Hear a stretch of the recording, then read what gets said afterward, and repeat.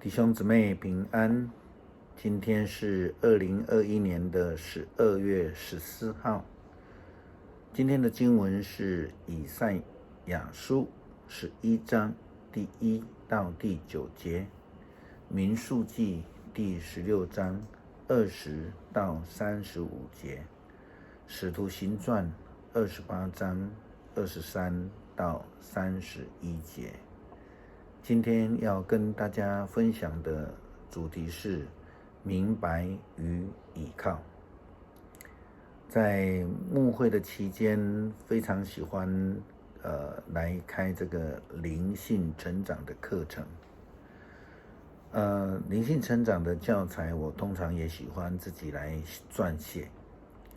并且呢，我大概会在每一年或是到一个新的服事场所的时候，这内容我都会再一次的更新。这个更新是因为不同的教会的特质跟需求，会这样子写，是因为自己在信仰书籍还没有普遍的年代呢，来受洗，也经过了许久，仍然对信仰还不是很明白。虽然从小我是在教会长大的孩子，每个礼拜也在教会里面听主日学老师说故事，那结果还是似懂非懂。在中学的团契生活里面学习了很多就是行政上面的能力，比如说计划啦，比如说服事啦、服务啦这些的技巧，但是对信仰的层面也不见得有进步或是非常明白。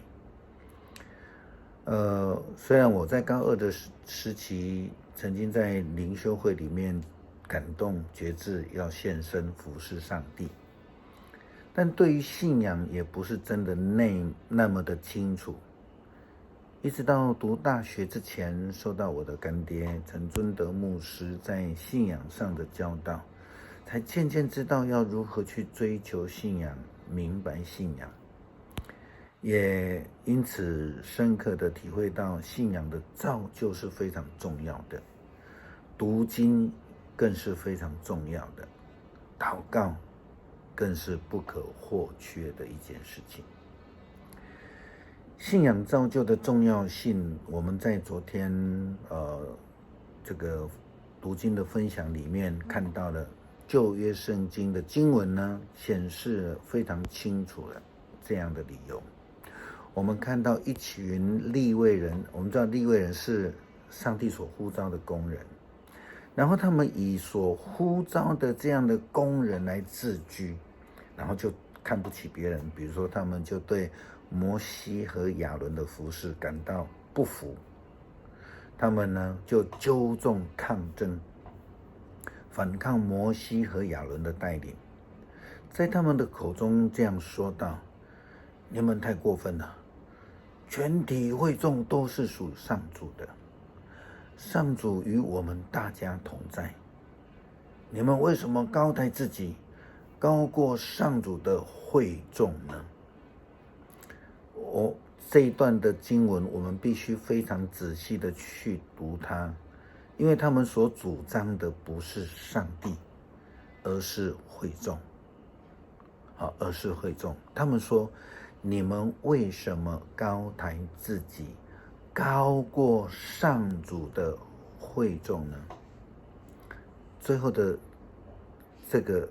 受词是会众，不是上帝。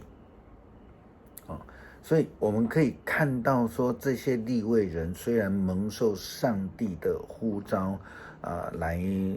服侍上帝，却没有遵守服侍伦理的界限。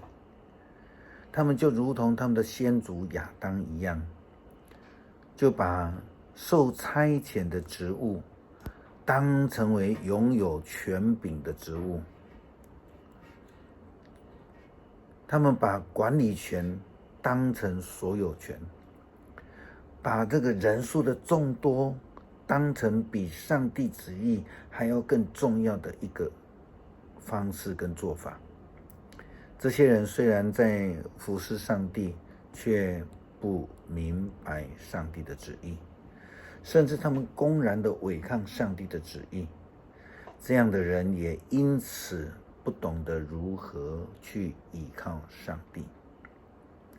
这些失去依靠的人们，他们只好自己去面对所遇见的困境，自己需要为自己的抉择负责任。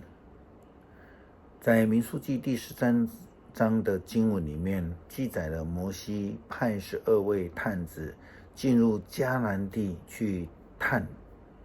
战情的一个记载。结果呢，其中10位为数比较众多的探子回来，他们这样说：我们不能上去攻击那民啊，因为他们比我们强壮。然而其中一位迦勒却说：我们应该立刻去得那地，我们足能够得胜。当时候的以色列众人甚至这样说：哎呦，我们不如立一个首领再带我们回去埃及吧。约书亚以及迦勒这个少数的人，他们说：我们所窥探经过之地是极美之地，耶和华若喜悦我们，就必将我们领进那地。那地赐给我们，那地原是牛奶与蜜之地，但你们不可背叛耶和华，也不要怕那地的居民，因为他们是我们的食物，并且硬币他们的已经离开他们。有耶和华与我们同在，不要怕他们。这样子明白上帝的旨意，倚靠上帝耶和华上帝的人们，就必定能够得胜。就如同摩西时期的利未人一样，他们抗争的这种情形，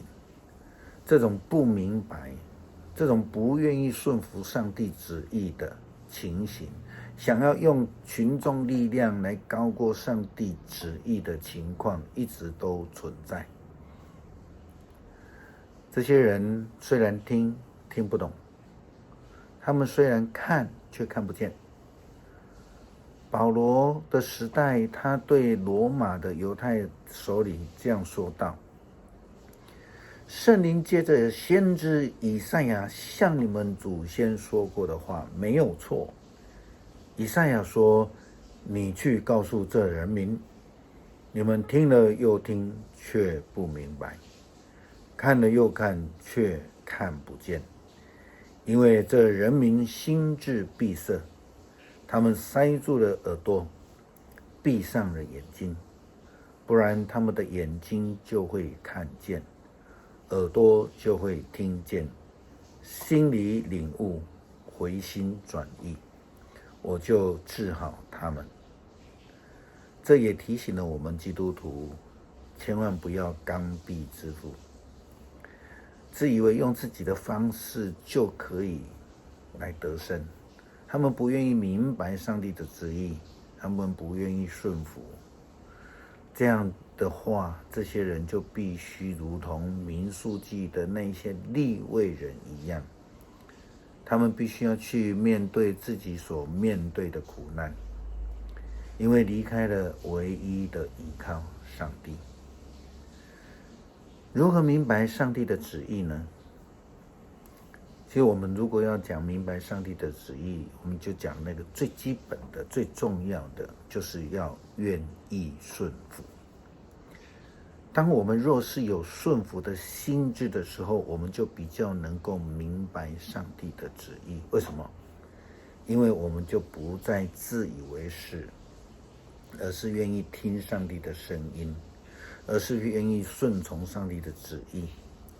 如同约书亚以及迦勒一样，他们的愿意。当他们愿意的时候，即便是遇到了极大的困境，那些人很高大，对不对？可是他们仍然能够看见上帝所安排的，并且愿意全心的依靠，更有信心的面对，将主权交还给上帝，上帝就会为我们来担当责任。我们今天要一起来读以赛亚书第11章第1到第9节。在耶西的残干上要抽出嫩芽，有一位新生王要从他的后代兴起，上主的灵要降在他身上，赐给他智慧、聪明，赐给他谋略、能力，赐给他知识和敬畏上主的心。敬畏上主是他的喜乐，他不凭外貌审判，他不靠风闻断案，他要以公道维护穷人，他要保护孤苦无助的全迹，他要下令惩罚罪人，他要处死邪恶的人，他要以正义治理，他要以信实施政。豺狼和绵羊将和平相处，豹子跟小羊要一起躺卧，小牛和幼狮要一起吃奶，小孩子将要看管他们，母牛和母熊一起吃喝，小牛和小熊一起躺卧，狮子要像牛一样吃草，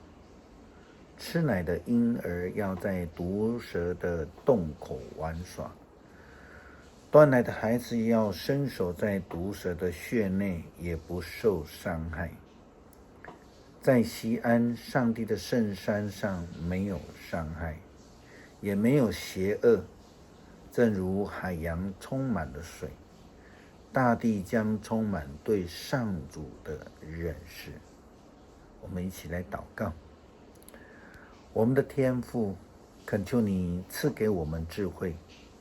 让我们能够明白你的旨意。求主赐给我们一颗顺服的心志，愿意来服侍你。